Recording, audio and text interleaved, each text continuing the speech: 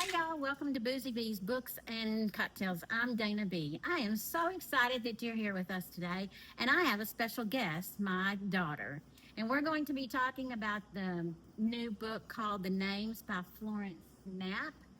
And I'm going to make a mocktail today. And we haven't made a mocktail yet, so we're kind of excited about it. So this is my daughter. Hello. Hello. Tell them a little bit about yourself. Real quick. My name's Megan. I am married to Matthew. This actually, the 27th of this month, it'll be 17 years. And we have two boys, Jagger, who is 16, and Hudson, who is 12. We spend a lot of our free time at the baseball field with Hudson. Jagger works and farms and kind of does his thing now. So, we just spend a lot of time at the baseball field. And I love to read. I actually teach reading. I'm a sixth grade reading teacher, and that is what I like to do. And this is one of the books that I called Mom and was like, "You have to read this book." So, well, I'm glad that you called me about it because I had not heard about this book. And so we're just going to explain the book really quickly, and then we're going to talk about what we kind of got out of the book. So the book is, I've never read one like this before where it showed three different, one person and three different storylines. And I thought that was possibilities. I thought that was very interesting. So it starts out with Cora, and she is the mom, right? Mm-hmm. Right. And she has Maya, which is her daughter, and then a son. And she is going to register his name. It takes place in England or Scotland. So she goes to register her name or his name. And her husband's very abusive and very controlling. He is a medical doctor. And he wants the boy to be named after him, which his name is Gordan. And his father's name is Gordan, and his father was abusive also. Right. And he was a doctor, too. He's a neurosurgeon, yes, right? Yes. And so family tradition. High expectations. Yes. High stress, high thing. And so by that name, she's worried about her son being the same as following in the family footsteps. Yes. So she ends up naming him Julian in one. So that's the second name, Julian, and then the third name would be Bear, which was the sister's choice. Yes. And so each name gives the boy a different personality to follow, where Gordan, and it really, the author, I feel like really does I hate to say good job with the abuse, but it was very descriptive, yes. I thought. It hurt me at times. Yes. I think especially the Gordan. Yes. Wasn't that the one that she was so descriptive with the abuse? Because, and we're not going to give the whole book away, but she really dug deep into the abuse part of it because it was a big part of the story. Mm-hmm. I mean, a generational thing. Yes, and each character witnessed some of that. Yeah. It defined who they were. I mean, really, because abuse was such a part of it, and then what the mom dealt with, and then it carried into each scenario of what would happen and how it changed them and how the choices, and it was just, it's such a thing. Even the sister would, in her relationships, she would bury that very deeply, didn't want to share the stories of the abuse in the family. And I would say that there are trigger moments in this. If abuse and things like that is hard. Yeah, because it was hard. It's descriptive, and it is very much grief and abuse is very much part of this book. Very graphic. Yes. Very graphic in her description. So when you were thinking about our names, we were talking about names. I looked up your name, and it means pearl, which I didn't realize that but you weren't I named Megan after a character in a book called The Thornbirds, and then you carry my middle name, her grandmother's middle name, and her great grandmother's first name. So you do have some legacy name in there, and then so Megan has two boys, and they have really great names. So when you thought about, did you look up the names, or was it just something that? No. Jagger was just a name I liked. I mean, I had heard it from a friend and really liked the name. And what's funny, if you look up the name Jagger, it means hunter, huntsman. And so anybody that knows Jagger, that is what his life revolves around, is hunting and fishing. And so it's funny, it fits him. Hudson, on the other hand, due to circumstances, if you know Hudson's story, he was born at 26 weeks. We had no names picked out. We had nothing picked out. And so when we were in the hospital before he was born, the doctor had asked if we had a name. No, we did not have a name. And so I was telling Mom that we were sitting on the hospital bed with Jagger. It was Christmas. Might have been Christmas Day or like the day before, and still no name. And I was looking on Pottery Barn Kids, the embroidered stockings and all the things that you could get embroidered, and I was naming off names.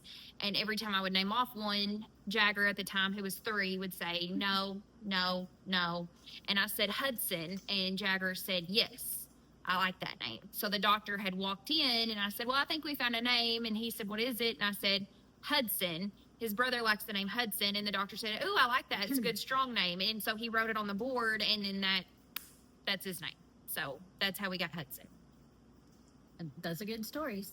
And it's interesting to me how names do fulfill a lot of times. You know, you look at someone and you think, name a name, and they go, oh, well, that really fits the name. Now, there are names. Is there a name you don't like? Well, there's kids at school. So since I teach, obviously I'm around kids that might be a little bit more, what do you say? They have non-traditional names. Yeah, or there's names that stick with me because of how that child acts. And so if I see the name Steve or Stevie and he's a bad little kid, then obviously that name gets on my nerves. Yeah, I have some names. Because I associate that name with... Well, you know, like the name Karen. Yes. You know, and I have a cousin named Karen, but everybody associates the name Karen. Hudson will even say, she's such a Karen. Yeah. Yeah. So it's a very interesting. I like names. I always want to know how people got their names, or what's the backstory on your name, or I do. There's lots of names that you do the Disneyland or where I used to work. That was the most unique. Eastland, Westland, and Disneyland were some names that we saw. You know, and Harley and everything else. And then I wonder if those kids will change their name. Yeah. Or if they will keep those names as they grow older. Yeah, I don't know. Be interesting to find out.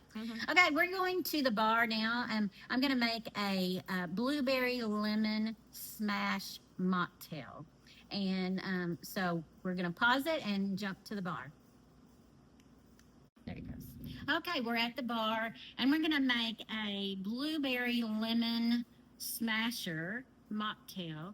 And if you were to want to make it alcoholic, you would just add some vodka in it. Okay?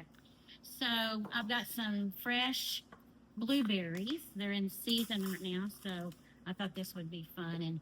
And blueberries have something about legacy and antioxidants.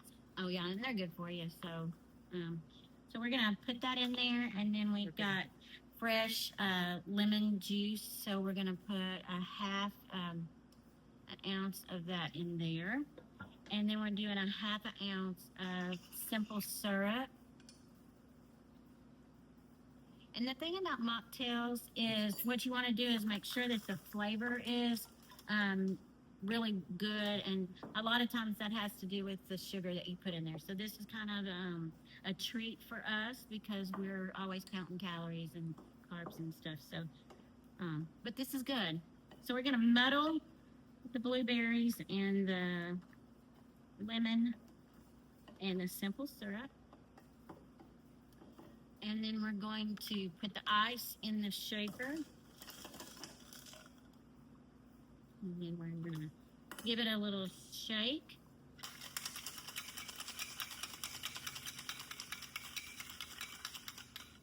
And then I just put, we're sharing this, so I just put these little tumblers here. And we're going to put the base of the drink, there we go, so pretty, in here. Hopefully that's enough for two.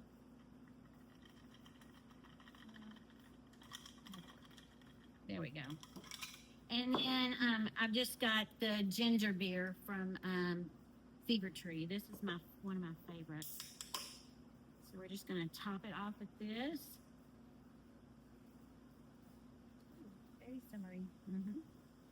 And then just for garnish, I'm just going to put a little lemon on there. There you go. Cheers.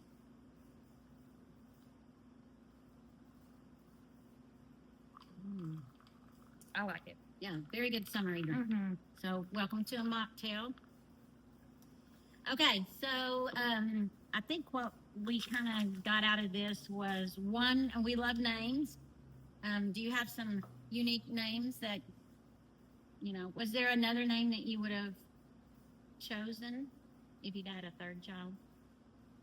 Well, that's what we were just saying. I think if I had a girl, I would do Marie. Matthew and I kind of always talked about like Sutton or something like that for a girl name.